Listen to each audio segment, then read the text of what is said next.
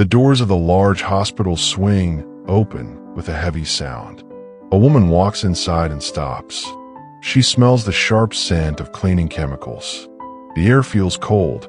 People in blue clothes move quickly past her. They look at small screens and carry plastic tubes. Above her, bright white lights hum quietly. The hallways look like a giant maze. Everything feels organized, but it also feels very confusing. Why do we go to a building that feels like a factory when we're sick? This massive system of doctors and machines defines our life and death. But this system did not always look this way. This clean and busy building is actually a very new idea. The modern hospital is a system that changed the world. This system grew from small rooms into a trillion-dollar industry. But why do we build them this way? Who decided that a hospital should feel like a laboratory? That small smell of soap and medicine actually represents a massive change in human history. Most people visit a hospital at least once a year. We go there to be born. We go there when we feel pain. We trust the machines and the people in white coats. But few people know that hospitals were once places people feared. For hundreds of years, a hospital was the last place a person wanted to go. Why did this change? How did a place of fear become a place of hope? The answer lies in a story of war, science, and the way we organize our world. Imagine a small village a long time ago. A man feels a sharp pain in his chest. He does not go to a big building. He stays in his wooden bed. His family sits near him. They bring him warm soup. They pray for his health. A local healer arrives with dry plants. The healer whispers words of comfort. This was how people stayed sick for thousands of years. Care happened at home. It was personal and quiet. In the early Middle Ages, things began to change. Travelers moved across long distances. These travelers were often tired or hungry. They needed a place to rest. Monks in stone monasteries opened their doors. They called these places hospitals. The word comes from hosps, which means guest. At first, a hospital was more like a hotel. It was a place for rest and food. The monks did not have modern medicine. They had soft beds and quiet gardens. They believed that a peaceful mind helped the body. A monk carries a wooden bowl of water. He walks slowly through a stone hallway. The walls are thick and cool. He stops by a man lying on a straw mattress. The man is a traveler from a far land. The monk washes the man's feet. He does not check his blood pressure. He does not use a thermometer. He simply provides comfort. This was the first version of the system. It was based on kindness, not science. But as cities grew larger, the system had to change. More people moved into crowded streets. Diseases spread more quickly. The small monasteries could not hold everyone. Governments began to take notice. They realized that sick people needed to be separated from healthy people. This was not because they wanted to cure them. It was because they wanted to protect the city. The city gates are crowded with people. A bell rings loudly. Men in heavy robes walk through the market. They look for people who look pale or weak. They lead these people to large stone buildings on the edge of town. These buildings are dark and noisy. Sometimes, for people sleep in one single bed. There is no privacy. The air is thick with the smell of sickness. People did not go here to get better. They went here because they had nowhere else to go. During this time, the hospital was for the poor. If you had money, you stayed at home. You paid a doctor to visit you. You sat in your own chair. You ate your own food. The hospital was a place for people without families. It was a place for the lonely and the broken. This created a social divide.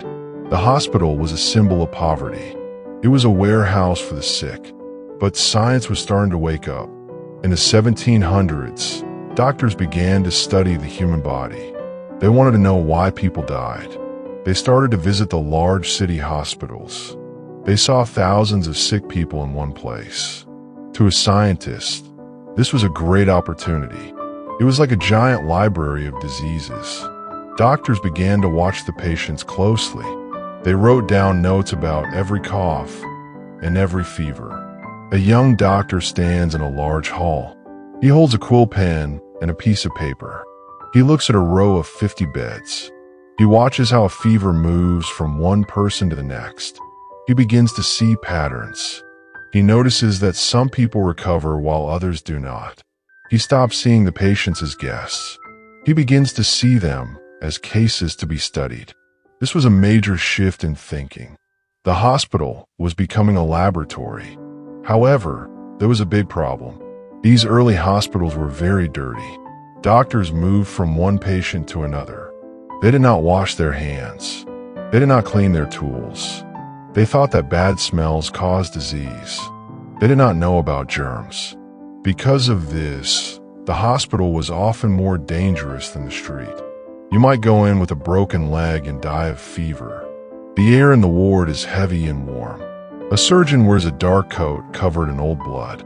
He thinks this shows he is experienced. He uses a metal knife on a patient. Then he walks to the next bed and uses the same knife. He does not know he is carrying tiny enemies. The patients look at him with fear. They know that death is a common visitor here. Then a war changed everything. In the middle of the 1800s, the Crimean War began. Thousands of soldiers were dying, but not from bullets. They were dying from infections in the hospitals. A woman named Florence Nightingale arrived at a military hospital. She saw the dirt and the crowded rooms. She saw the blocked windows and the stagnant water. She did not start with medicine. She started with a broom. Florence walks through the dark rooms at night. She carries a small lamp. The light flickers on the walls. She opens the windows to let in fresh air. She demands clean water and fresh bandages. She organizes the nurses to scrub the floors. Slowly, the number of deaths begins to fall. People are amazed. They realize that the environment matters. A hospital must be clean to be effective. This was the birth of the modern hospital design. New buildings were built with high ceilings. They had large windows to let in sunlight. They had long hallways to separate different illnesses. The hospital was no longer a dark warehouse. It was becoming an organized machine for healing. But it still lacked one major thing: modern technology. In the late 1800s, the world discovered the invisible. Scientists like Louis Pasteur and Robert Koch proved that germs exist. This changed everything. Doctors began to wear white coats to show they were clean. They used chemicals to kill bacteria. Surgery became safer. For the first time, wealthy people started to think about going to the hospital. They realized that a hospital had tools that a home did not have. A man sits in a wooden chair. A doctor holds a small glass tube. Inside the tube is a clear liquid. The doctor explains that this liquid will prevent a fever. The man is nervous, but he agrees. The doctor uses a clean needle. This simple act represents a new era. The hospital is now a place of active intervention. It is a place where science fights against nature. As the 1900s began, the hospital system exploded. New inventions arrived every year. The X-ray machine allowed doctors to see through skin. New machines could monitor the heart. These machines were very large and very expensive. A doctor could not carry them to a patient's house. The patient had to come to the machine. This turned the hospital into a central hub of technology. The hospital lobby is bright and busy. A large X-ray machine stands in a corner. It looks like a giant camera made of iron. A patient lies down on a cold table. The machine hums and clicks. A black and white image appears on a glass plate. The doctor points to a shadow on the image. He knows exactly where the bone is broken. The patient feels a sense of awe. This is the power of the new system. This focus on technology changed the way we think about health. We started to view the body like a car. If a part is broken, we go to the shop to fix it. The doctor became the mechanic. The hospital became the garage. This made medicine very efficient. It saved millions of lives, but it also made the experience feel less personal.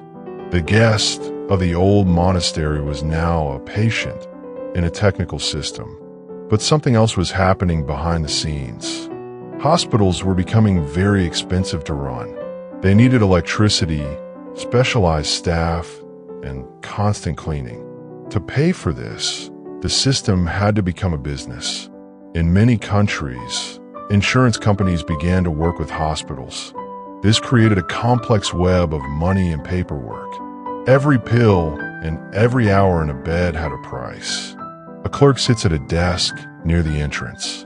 She has a stack of paper forms. She asks the patient for his name and his employer. She writes down numbers and codes. The patient is worried about his health, but he also worries about the cost. The hospital is no longer just a place of mercy. It is a place of administration. This system encouraged hospitals to grow even larger. By the middle of the 20th century, the mega hospital appeared. These were buildings that held thousands of people. They had their own kitchens, their own power plants, and their own police. They became like small cities. To keep these cities running, everything had to be standardized. Every nurse had to follow the same rules. Every patient had a number. This helped prevent mistakes, but it also made people feel small. A nurse walks down a very long hallway. The walls are painted a soft green. She looks at her watch. She has 5 minutes to check on 10 different rooms. She moves quickly. She smiles at the patients, but she does not have time to talk. She must enter data into a chart. The system needs the data to function. The nurse is a vital part of the machine, and the machine must keep moving. This efficiency led to amazing discoveries. Doctors learned how to transplant hearts. They found ways to cure cancers that were once a death sentence. The hospital became a place of miracles, but the miracles were expensive. This led to a new kind of conflict. Who gets to use the best machines? How do we decide who gets a bed when the hospital is full? These questions shaped the politics of the modern world. In different countries, the system grew in different ways. Some governments decided to pay for all hospitals with taxes. They wanted everyone to have the same care. In other places, private companies ran the hospitals. They focused on competition and new technology. Both systems faced the same challenge. People were living longer. As the population aged, more people needed the hospital. The system began to feel the pressure. Imagine a crowded waiting room in a modern city. Every chair is taken. A child is crying. An old man is coughing into a tissue. A screen on the wall shows a long list of numbers. People wait for hours. They feel frustrated. They feel like a number in a computer. This is the modern struggle. We have the best medicine in history, but the system is so large that it feels cold. But why does it feel so confusing when you walk inside? It is because a hospital is actually many different systems working together. There is the medical system of doctors. There is the technical system of machines. There is the financial system of bills. And there is the legal system of rules. Each system has its own language. When you enter a hospital, you are crossing into a different world with its own laws. A doctor speaks to a family in a small room. He uses words like cardiovascular and inflammation. The family nods, but they do not fully understand. They look at a monitor with glowing lines and beeping sounds. The beeps tell a story, but only the doctor can read it. The family feels a gap between their experience and the doctor's knowledge. This gap is a natural result of how complex the system has become. Yet, despite the confusion, the hospital remains a place of deep human connection. It is the place where a father holds his new daughter for the first time. It is the place where a son says goodbye to his mother. In these moments, the machines and the paperwork disappear. The original spirit of the monastery returns. At its heart, a hospital is still about one person caring for another. A young nurse stays after a shift ends. She sits by the bed of an elderly woman who has no visitors. She holds the woman's hand. She does not check a monitor. She does not write in a chart. She simply stays. The bright lights of the hallway are still humming. The machines are still clicking. But in this small corner, the system is quiet. This is the human moment that the system was built to protect. As we look to the future, the hospital is changing again. Some people think the era of the giant building is ending. New technology allows doctors to monitor patients from home. You can wear a watch that checks your heart. You can talk to a doctor on a video call. The hospital is moving back into the home, just like it was hundreds of years ago. But this time, we have the power of science with us. This shift might make hospitals less crowded. It might make medicine feel more personal again. But the big buildings will not disappear. We will always need a place for surgery and emergency care. The hospital will remain a monument to our desire to live. It is a symbol of what humans can do when we work together to fight pain and death. So, the next time you walk through those swinging doors, remember the story. Remember the monks in the quiet gardens. Remember Florence Nightingale and her lamp. Remember the scientists who discovered the world of germs. The confusion you feel is simply the result of 1,000 years of history. It is a system that grew from a simple bed into a global network of care. The modern hospital is not perfect. It can be loud, expensive, and cold. But it is also a place where life is defended every single day. It is a system that reflects our highest values. We believe that every life is worth saving. We believe that knowledge can defeat fear. The hospital is the physical proof of those beliefs. The woman walks back out of the hospital doors. The sun is setting over the city. She takes a deep breath of fresh air. She feels a little better than when she arrived. She looks back at the tall glass building. It is glowing with light. Inside, thousands of people are working to keep the city healthy. The system is complex, but its purpose is simple. Do you think hospitals will become even more like factories in the future? Or will they become more like homes again? The way we design these buildings tells us a lot about what we value as a society. Write your thoughts in the comments. We would love to hear your experiences with this complex system. And if this story helped you understand the world a bit better, our next story about the history of the school system might surprise you even more.